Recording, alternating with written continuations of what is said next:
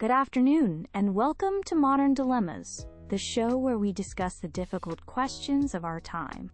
Today, our topic is one that brings up strong feelings on both sides. Should people be allowed to keep exotic pets? We're talking about animals that are not native to our region and are not domesticated, such as large snakes, lizards, parrots, and even some small primates. Here to discuss this with us are two expert guests who hold very different views. Liam is an experienced exotic pet owner and an educator who believes in the importance of responsible ownership. Welcome to the show, Liam. Thanks for having me, Chloe. I'm happy to be here. And Dr. Evans is a veterinarian and animal welfare advocate who has serious concerns about this practice. Welcome, Dr. Evans. Thank you, Chloe. It's an important conversation to have. We'll start with opening statements from each of our guests to understand their positions. Liam, let's begin with you. Why should people be allowed to own exotic pets? Thank you. I want to start by saying that I completely agree. Owning an exotic pet is not for everyone. It is a significant commitment and a big responsibility. However, I believe that a complete ban on keeping these animals is the wrong approach. The most important word here is responsible. Responsible owners are people who dedicate themselves to learning everything they can about an animal before they buy it. They do hours of research. They also spend a lot of money on the correct equipment, like large enclosures, special heating, and specific lighting systems that mimic the animal's natural environment. For many of us, keeping these animals is an educational passion. I have a deep passion for reptiles. Through caring for my own animals, I've learned so much about their biology, their behavior, and their natural habitats. This is knowledge I can then share with others, especially with young people. It gives them a respect for animals they might otherwise only see in a zoo or on television. When people can understand and appreciate an animal up close, they are much more likely to support efforts to protect that species in the wild. It's also very important to understand that the vast majority of exotic pets sold in the legal trade today are, quote, captive bred. This means they are born and raised in a controlled, human-managed environment. They are not stolen from the wild. In fact, a well-regulated legal pet trade can actually help reduce the pressure on wild populations by satisfying market demand without harming the ecosystem. Banning exotic pets would unfairly punish thousands of responsible owners who provide excellent, loving care for their animals. It's like banning a specific breed of dog because a few owners are not responsible. We should focus on creating clear rules and punishing bad owners, not on a total ban that takes away a rewarding hobby from good people. Thank you, Liam. Dr. Evans, now we'd like to hear your opening statement. What are your concerns? Thank you. While I understand Liam's passion, my professional responsibility as a veterinarian is to prioritize the animal's health, welfare, and safety. And from that perspective, keeping exotic pets in private homes is a very serious problem. These are fundamentally wild animals. They are not domesticated.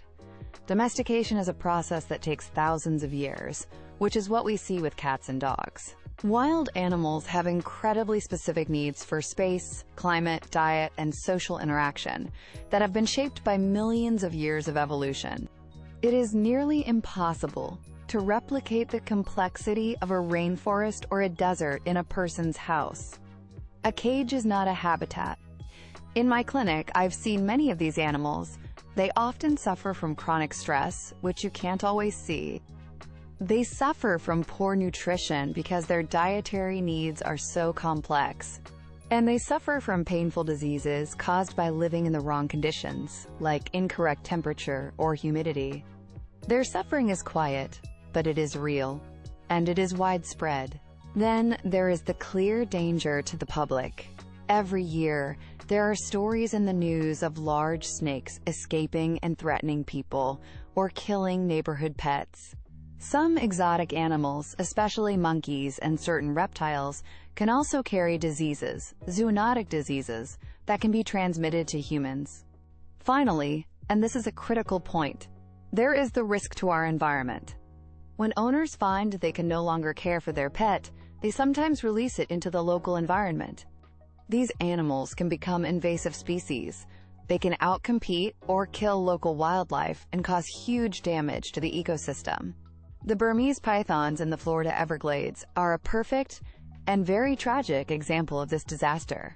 For all of these reasons, animal welfare, public safety, and environmental protection, I believe we must say no to keeping exotic pets. Thank you, Dr. Evans, for that clear position. This brings us to our discussion. Liam, Dr. Evans argues that it's nearly impossible to meet the complex needs of a wild animal in a home, and that this causes suffering. How do you respond to that? I agree that it is difficult, but I strongly disagree that it is impossible for a dedicated person. Responsible owners spend thousands of dollars on large professional enclosures with computer-controlled heating and lighting. We order special food and supplements to give them the exact diet they need. I would argue that many common pets, like parrots, hamsters, or even goldfish, also suffer when their owners don't research their needs properly. The problem is not the type of animal. It's the quality and dedication of the owner. A good owner of a bearded dragon provides far better care than a bad owner of a dog. The focus should be on educating all pet owners to a higher standard. Dr. Evans, Liam's argument is that this is about responsible ownership, and that a ban is unfair to good owners. He suggests strong rules instead of a ban. Could that work, in your view? In a perfect world, perhaps. But in reality, strong regulations are very difficult and expensive to enforce. Who will check on these animals? Do we have enough government inspectors to visit every home with an exotic pet, to check the size of the cage, the temperature, the diet, and the animal's health? That would cost taxpayers a lot of money. And even with the best intentions, accidents happen. An owner can get sick and go to the hospital. They can lose their job and no longer afford the high electricity bills for heating. Or they simply find they are unable to handle an animal when it gets bigger, stronger, and more aggressive. The risks are just too high. It's not about intentions. It's about the animal's fundamental nature as a wild creature. Liam, you brought up the captive bred argument. Dr. Evans, do you see a difference between an animal born in captivity versus one taken from the wild? There is a difference, but it doesn't solve the core problems. Firstly, the legal trade in captive bred animals often provides a smokescreen for the illegal wildlife trade.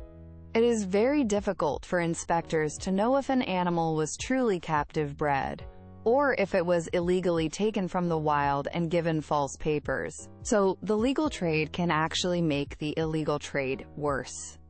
Secondly, and more importantly, being born in a cage does not make a wild animal tame. A tiger born in a zoo is still a tiger with all its wild instincts. The same is true for a python or a monkey. They still have the same needs for space and environment as their wild relatives. Domestication takes centuries, not one generation. Liam, what is your response to that? Does the legal trade hide the illegal one? I believe that is a problem of regulation, not a reason for a ban. We can use technology like microchips and better documentation to track animals and ensure they are legal. A well-regulated legal trade is our best weapon against illegal poaching because it reduces the demand for wild animals. If people can buy a healthy, captive-bred animal legally, they have no reason to support criminals in the black market. Banning it would just drive the entire industry underground, making it more dangerous and completely unregulated. I want to ask about the environmental risk you mentioned, Dr. Evans. Liam, are you concerned that these animals could be released and become invasive? Of course, I am very concerned about that.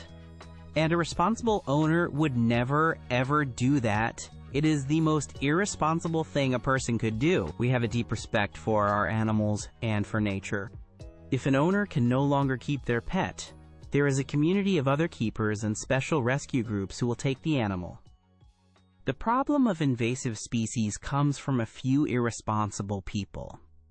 Those people should face very serious fines, and maybe even jail time.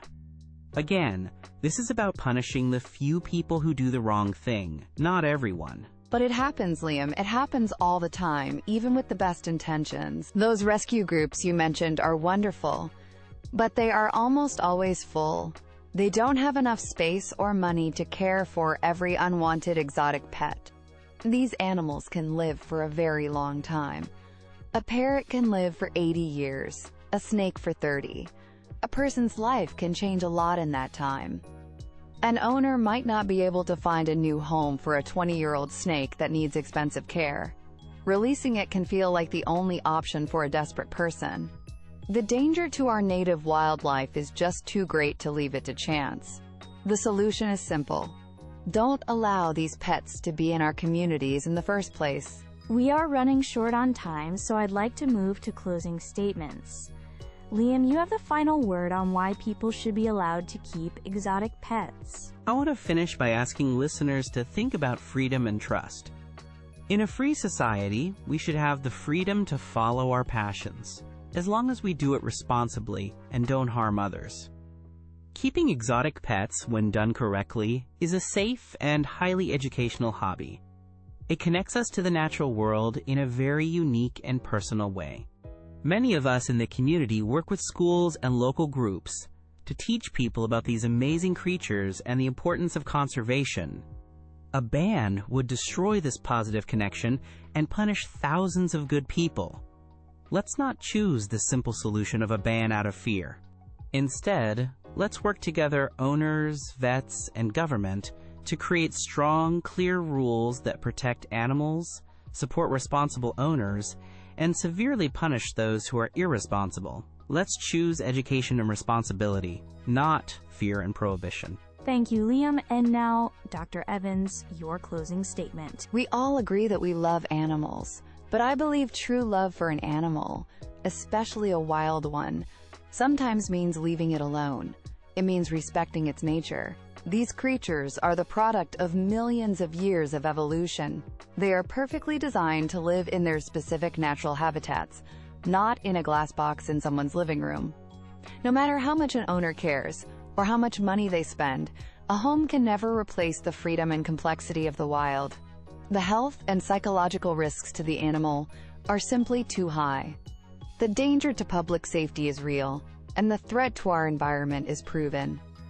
We have a moral responsibility to protect these animals and to protect our communities. The most responsible and the most compassionate decision we can make as a society is to let wild animals remain wild. Their home is in nature, not in our houses. Thank you both, Liam and Dr. Evans, for a respectful and very informative debate. You have certainly given our listeners a lot to think about on this complex issue. It's clear there is a conflict between the desire for personal freedom and the responsibility for animal welfare and public safety. That's all the time we have today on Modern Dilemmas. Join us next week for another discussion on a challenging topic. Good afternoon.